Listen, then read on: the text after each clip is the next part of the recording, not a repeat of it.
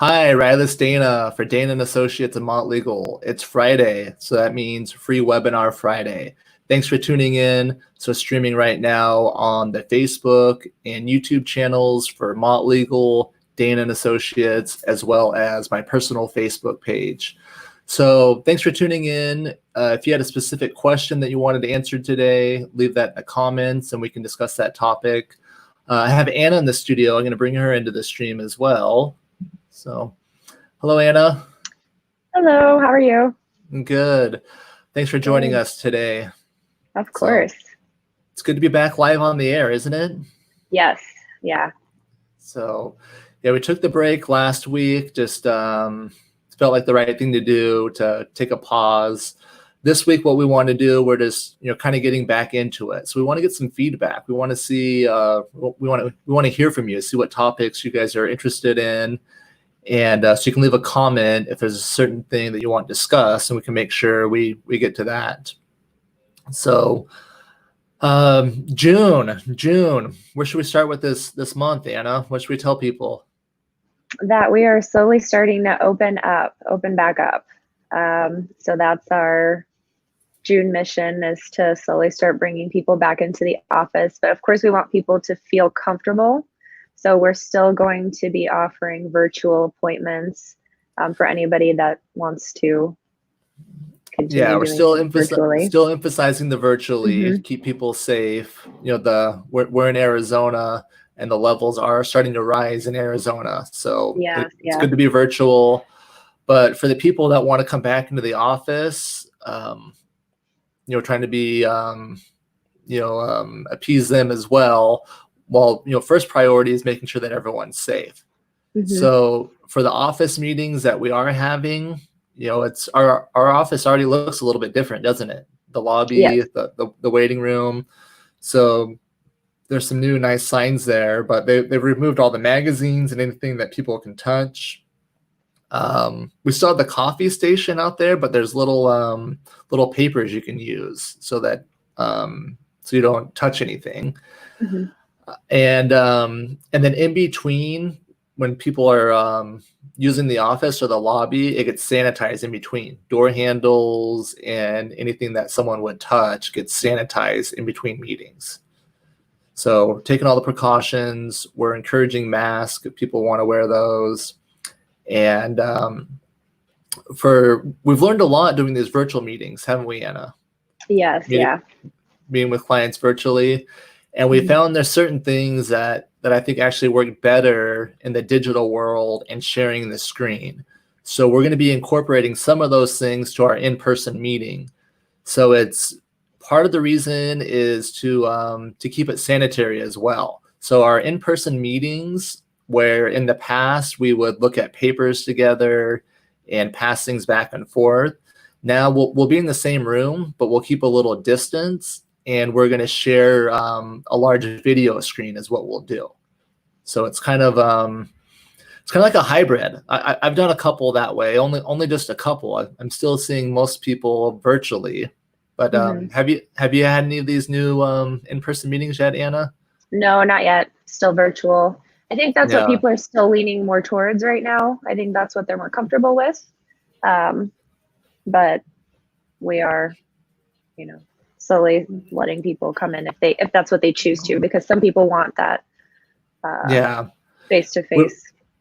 We were hoping for better news in June, that we would be ready to open for business and kind of get back, but it seems like there's still a reason to wear the mask and to avoid contact, so we're conscious of that. Now, what's the other exciting thing we're doing for the month of June? We are donating 10% of our proceeds. Well, would it be our proceeds? Yeah, it's going to be 10% from all new estate planning clients. Yes. So I'll put the little banner on there. So schedule your free legal session now. So we're donating 10% of all proceeds from new estate planning clients to Black Lives Matters and other related organizations that are devoted to equality. So I did want to speak a little bit as far as, what's happening in our country. I feel like being completely silent isn't the right answer right now. So I do, as a business owner, I want to make sure that that we're sending the message and that we are supporting those that need our help. But even just bigger than that, it's just as humans, as brothers and sisters that we share this planet with. We people need better. It's our time to do better. So that wasn't my idea. Like a lot of the great things that we do, it was brought up in one of our meetings, and someone said, because we were talking about how we get back, weren't we? It's Yeah. like, it's like, what do we do? Where it doesn't feel right as a business right now to be promoting yourself, and we have all the health scares and anything, or the health scares making it hard enough to get back to business, and then the other situation that's happening. So I thought that was a good idea where we can get back to work, but also be a part of the cause. And so yeah, 10% new estate planning clients. So if you're ever thinking about getting your estate plan done, if it's on your list and you wanted to check it off, now is a great time to do it. So we can meet virtually with video, and part of the proceeds go to a great cause. So yeah, along those lines too, what I want to say to get political, I do want to have more of a political conversation, or not necessarily political, but as I see all these signs, it's like, how do we know who to vote for? And I feel like the answer for change, people say, well, you need to get informed and start voting, but how do we do that? How do we get informed?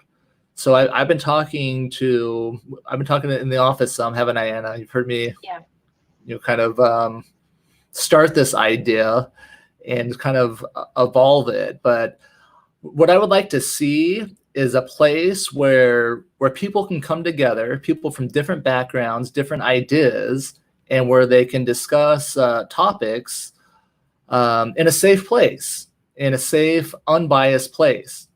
I feel like all the news sources and everywhere you go to get your news, it's being slanted in some way. And as attorneys, I think we're maybe more in tune to this, where I don't know if you do this, Anna, but whenever you watch or listen to the news, are you like paying attention to the source and arguments that they use and things like that? Sometimes I don't really watch the news, honestly. I don't have cable anymore. But whenever I'm at the gym, you can see the same story on two different news stations, and it's completely, different title. So they do like to be biased depending on. Yeah. So it's hard to know, I guess, just what to believe and how to get informed. So I would like to create a place where we can have a conversation. So I would say, if that's something that's interesting to you, if you'd like to speak out on some of these topics, shoot me an email or reach out to me. I think we should do something specifically in Phoenix so we can help get people informed in our local politics. And I feel like the way for real lasting change is that same thing needs to happen at a local level in all these communities. So I feel like that's a way that that I could help. I mean, I was, was that last week when we had? I guess it's been about 2 weeks, hasn't it? So I think it was last week, yeah. So or it was about 2 weeks ago. Yeah, I get my kids again this weekend, and I had them 2 weeks ago. I was at the Scottsdale Mall, Scottsdale Fashion Square, and when it started closing early. So, and that's when a lot of the big protests and things started happening. So initially I felt that I wanted to get involved and go out there and, I guess, air my voice. But then I was concerned, just as a business owner and with some of the other things that were happening in these protests, I didn't know what to do. So what I have been doing is, I guess, just talking to people, reaching out to my friends from all different backgrounds, listening to them, seeing what can be done to help. And yeah, this idea that I'm developing is how we develop a conversation. So stay tuned for more info on that. For our weekly webinars, oops, sorry, I mean, bring in there, turn that off. I might have lost the,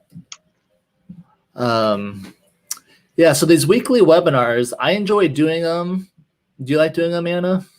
Yeah, So, I like getting on here. So they're fun. It's really fun when we get feedback as well and comments. So we want to hear the things that you guys are interested about. So the topic, I have some ideas for next week, is education trust. I want to talk about education trust some. Have you ever done an education trust, Anna? No, I have not. So, or maybe we can talk about it a little bit right now. So you can also do incentive trust. Let's see. Here's Christina's joined us in the studio. Let's add her to the stream. So, hello, Christine. Hi. How are you today? I'm well. How are you? I'm good. Sorry, I would ask where you're at, but now I know because of the background. I'm in your office, Rilus. Sorry. Yeah, it looks good. I finally got that that map hung. So those are my law degrees. Instead of hanging up all my law certificates, that just shows the states where I'm licensed in. Oh, that's neat. I never noticed that. Yeah, so that's the relevance of that. Nobody judge. I'm literally wearing the same shirt I wore the last time we did this. I'm like, oh my God, it's like my Friday shirt, I guess. Yeah, your live stream shirt. Yeah. So we're talking about some potential topics for our next live streams. We spoke about what we're doing in June, how we're taking precautions. If people want to come in the office, they can. Right. And then we also talked about how we're giving 10% this month of all new estate planning cases to Black Lives Matters. And so that's the way that we can help, and a way to get back to business. Yes. So topics for next week. Last time we were on, we had a really good discussion. I enjoyed it. We were talking about what I call the human assets or digital assets, how we pass these memories on, and practical ways where you can pass photos, videos, stories even, and memories. So there's some good information on that stream. You can tune in. That was 2 weeks ago. It's on if you want to see our ideas on how to get your grandparents, how to get those cool stories about how they met and other things recorded. Tune into that episode. So what topics would you like to feature next week, Christine, or in the future? Do you get requests, or people ask you questions knowing that you work, That is a good question. I know you and I spoke today about doing like education trust. That was an interesting topic. Yeah. So we can talk about that a little bit right now. So that the education trust, and really it's an incentive trust, or a type of incentive trust. Mm-hmm. And this came up as a topic last night, or as an idea for a topic. I was editing some of our templates for our trust last night. And I found a version. It was a pretty complex trust. It split up like 3 different places. And one of those places was into an education trust. Mm-hmm. And we can do education trust. So sometimes we'll do them for grandkids. People will set up where they want to be able to pay for their grandkids to go to school. Or I've also done them for people. It's quite common for people when they have no children themselves, but they might have nieces or nephews, or a class of people that they say, I want to pay for their college. So we can do a couple different varieties of education trust. One way to do it is we can do what's called, sorry, I'm ringing again there. I'm going to shut everything off. We can do what I call a use it or lose it type of trust, where we have the money set aside to be used for education only. And then if the beneficiaries, after they reach a certain age and they don't use the money, then it goes somewhere else. Mm-hmm. So that's a little bit stronger incentive, if you will, or a little bit more control. It's a way to make sure that your money actually gets used for education. Right. Or it just depends. Every situation is different. That's what makes this fun, I think. If it was the same thing every time, I'd be bored already. But I love meeting with different people and hearing the challenges that they have and what they're looking for and finding the best solution to do it. So this education trust, it's not a one size fits all either. Depending on the size of a gift, sometimes there's enough there where we can put where we can do like a common pot trust where all the grandkids can share in it from a certain time. Or depending on the amount they're giving, they may want to divide it to all the beneficiaries equally. Right. So that's something we can talk about more next week. Do you have any other future We also topics? talked about briefly this week, like temporary guardianships for people that might be, traveling, which might happen a lot now. Who knows if someone's been visiting and they have to stay in a particular part of the country with a family member or something like that. So maybe that's something we could touch on next week. Yeah, temporary guardians. That's interesting. Have you seen those before, Anna? The temporary guardians? We've talked about them a little bit. I haven't personally had to do one as of yet, but I could. So that's something we can talk about it right now briefly. That's something I copied from California. So I'm a California attorney, Arizona, and Nevada. And the nice thing about studying in all those places is I can compare the laws. If there's things that I see that one state does really well, then I can maybe adapt it for another state. So in California, they have a statute that defines how you can leave, how you can define a short-term guardian, so a person to be in charge of your kids until the full-time or the long-term guardian is appointed. This is really important for people when all their family lives out of the country. So when, if all their closest family members are out of the country, if something were to happen to them and their guardian is, a whole country away, who's going to serve and who's going to take care of the kids in the short term? So, so we can designate that. Now, California has a clear statute. I looked for this in Arizona. They don't have a clear way to do it. So I started interviewing people. I started interviewing first responders. Another thing I love about my job, I get to meet people from all different types of places. So whatever the topic that I'm into at that time, I end up picking anyone's brain who knows something about it. So we have a lot of police officers and first responders. So I was interviewing them like, hey, what would you guys do in this situation? If there's an accident and there's children, what do you do with the children? And the answer I got from a few different people was basically they don't want to put their kids in the system, in the foster care and those things unless they have to.